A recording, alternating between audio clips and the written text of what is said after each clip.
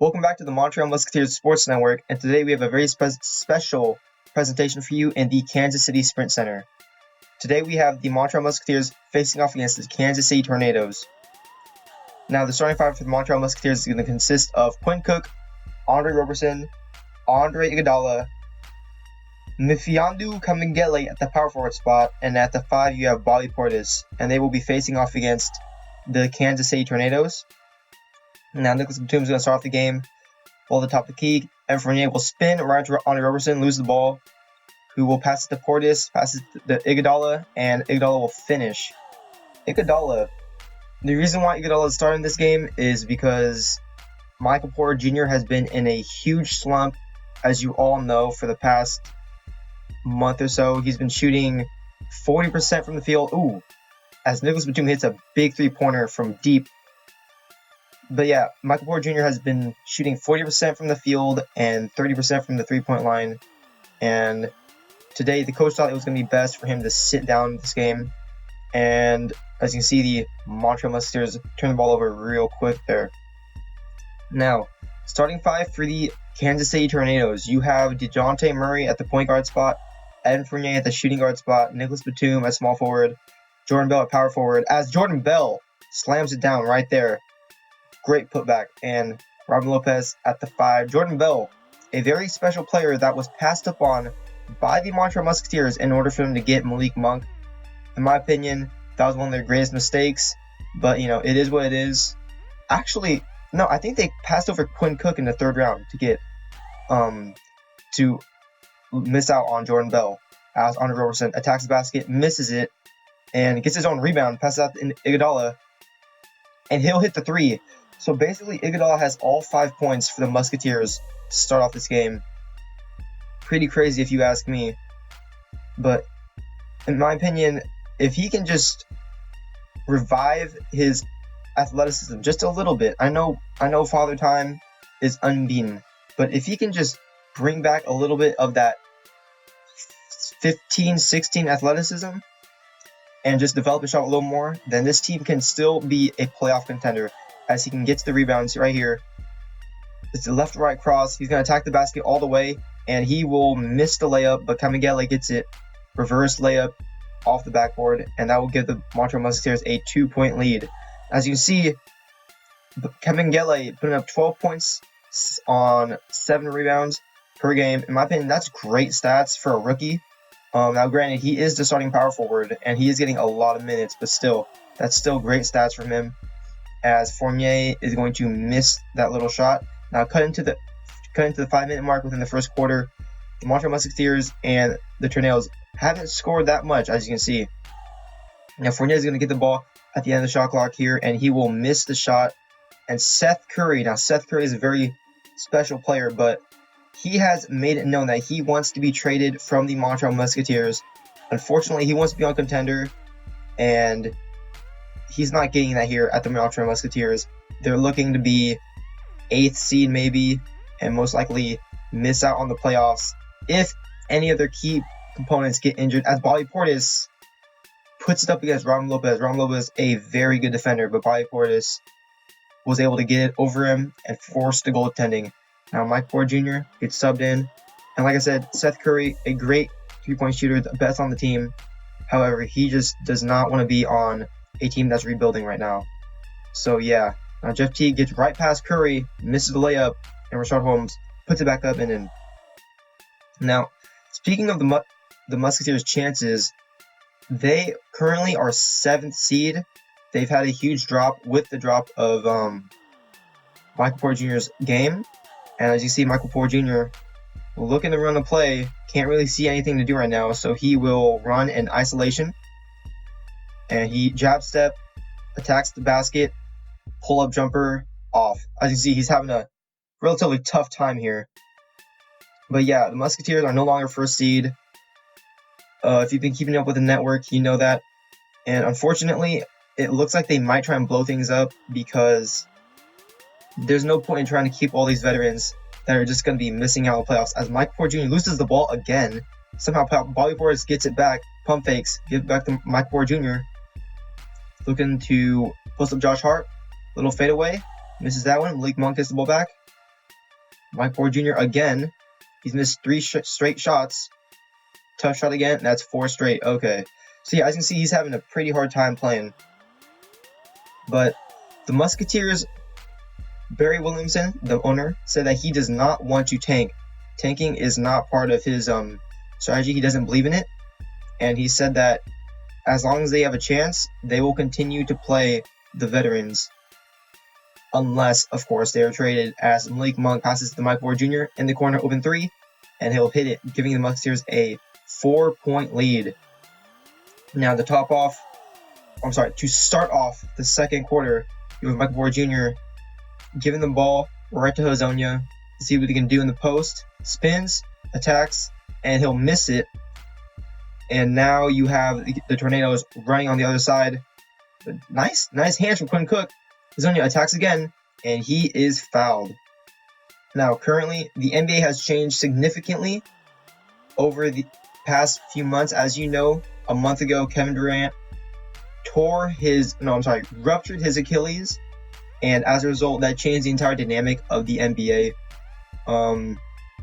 Unfortunately for him, and unfortunately for the Nets and Kyrie Irving, he will be out for the entire season, and that means the Bucks have a wide open lane to the NBA Finals. Of course, I mean, the Bucks, even though they have the 76ers are not producing as well as the Bucks are. The Bucks are runaway favorites for the number 1 seed, and they look to be taking the open path to the NBA Finals. As that was a terrible shot. Great defense by Michael Porter Jr. Malik Monk attacks. Goes to Hezonja, who will get fouled again. Now, speaking of the Bucks, the Lakers and Bucks are the favorites to hit the finals each. The Lakers, even though they're not number 1 seed, of course, you have LeBron and AD. PG has not been producing the way that most people thought he would, and as a result, that's making people believe that he's going to be the reason that the Clippers do not make the finals, basically. And on this play, it's a kind of a mess. 10 seconds left. Can't really do anything. Mike Porter Jr. playing some great defense and almost gets a block. Chandler gets the rebound, passes up to Hezonja, who will give it up to Mike Porter Jr. for 3, who will hit the 3. Look at that. That's 2 threes for him. And here for you, we have the play of the game. Now, this happened in the second quarter, and Andre Roberson took it the entire length of the court, little crossover, and then just throws down a monster jam with the right hand. Very impressive for him. In my opinion, he has a really tough time scoring, so seeing that was very encouraging from him. Now, like I said, Lakers, Bucks, those are most likely going to be the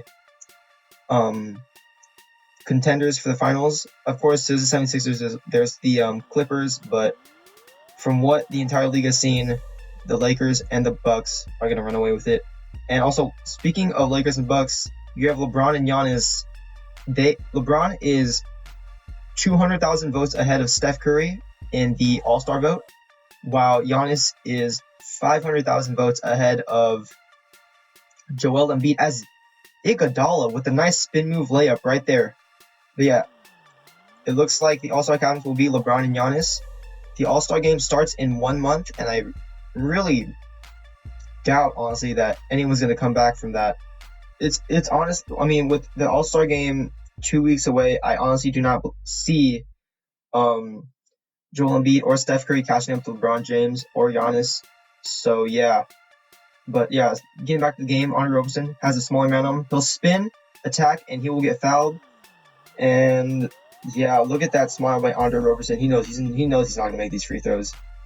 But with an 18-point lead, the Montreal Musketeers, I mean, he has no pressure. Can he hit one at least? No. Okay. Well, Jordan Bell will get the rebound. Passes to Murray, who passes up to Fournier, who will hit the shot. Easy 2 points.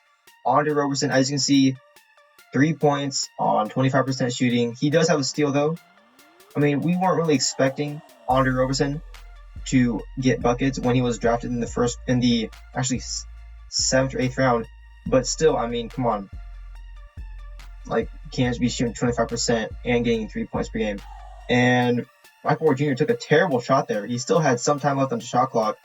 Could have passed it out for maybe a better looking three, but it's too late now. Nicholas Batum gets his strip by Quinn Cook, who loses the ball right back. DeJounte Murray looking to attack Zonia, gets Fournier an open shot, and he will miss. Raul Lopez gets it back, looking to put it up, and he'll be attacking Bobby Portis, and he will miss again. Mike Ward Jr. gets the rebound and passes up to Zonia, who will give it to Roberson, who makes the wide open layup. Very, very nice play from those two. Now, speaking of the Musketeers' chances, in my opinion, they're going to be 9th, 10th, maybe 12th seed. I honestly don't see them doing all that well because the Eastern Conference, all their teams, they're going to be ramping up the intensity of all their games. They're going to be trying to make the playoffs, and as a result, the Montreal Musketeers have a bunch of young rookies, and they're just not going to be able to produce in these high-intensity games to get into the playoffs. And in my opinion, with Seth Curry demanding a trade, he'll most likely be gone. As a result, many of the other veterans are going to want to be gone too. I mean, why wouldn't you? You wouldn't want to be stuck at the age of 34 on a team that's looking to tank. But here you go, Mike Ward Jr. posting up with Batum, and he will miss the shot. It rolls around. Mike Portis gets the rebound, passes to Zonia. He'll attack, and he'll get rejected by Jordan Bell. Oh my goodness. Now that was nasty. Okay, damn. As you can see, Jordan Bell is a defensive monster. Now to finish off the third quarter, you have Jeff Teague. Honestly, I don't think any of the starters are going to play the fourth quarter, and if that's the case, we will not be showing any of the fourth quarter. Jeff Teague is able to switch it, and now as you see, the big man on the Tornadoes has a mismatch on the smaller Seth Curry. Zonia backing up, giving Jeff Teague space, and that was the right choice as Jeff Teague misses the shot. Now Mike Ward Jr. has Seth Curry, passes it up, and great play by Seth Curry to pass the ball.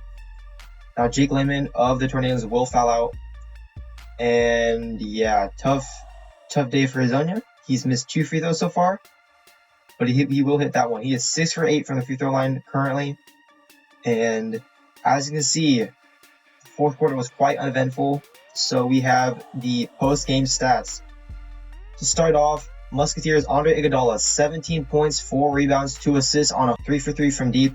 Now you have Malik Monk with a double-double with rebounds, surprisingly. 18 points, 10 rebounds, 2 assists, 3 of 5 from the three-point line. And honestly, in my opinion, that's some great shooting.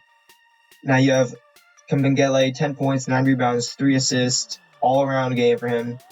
Great job. And now you have the Tornadoes. In my opinion, this was kind of a tough game for them.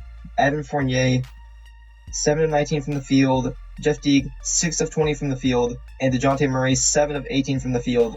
That's pretty tough. They all scored in double digits, but very inefficiently. Quick thing to note on the right there, Andre Iguodala, season high 17 points. He had a reinvigorated game, and where you can look, if he can keep this up, I mean, Montreal Musketeers might make the playoffs. You never know. But then you have Jeff Teague, Evan Fournier, DeJounte Murray combining for 35% from the field. They did combine for a total of 49 points. But at the same time, I mean, come on, 35% of the field, 49 points. It's not what you want. But yeah, all in all, Montreal Musketeers are now 17-4, and the Kansas City Tornadoes are now 11-18. The Musketeers beat the Tornadoes 114-84 today, and honestly, great job to the Musketeers. We support them 100%, and we are looking to hopefully keep them in the playoff run. They're currently 6th seed, but at this rate, I do not believe that they're going to be able to make the Eastern Conference playoffs. However, the Montreal Musketeers Sports Network will make a video about Seth Curry's trade when it happens. Yes, it will happen eventually, because unfortunately he does not want to play here anymore, and as a result, we will have to get rid of him and hopefully get some younger players or some first or second round picks. We all hope you enjoyed this special presentation of Montreal Musketeers Sports Network, and we are looking to see you again. Have a nice day and goodbye.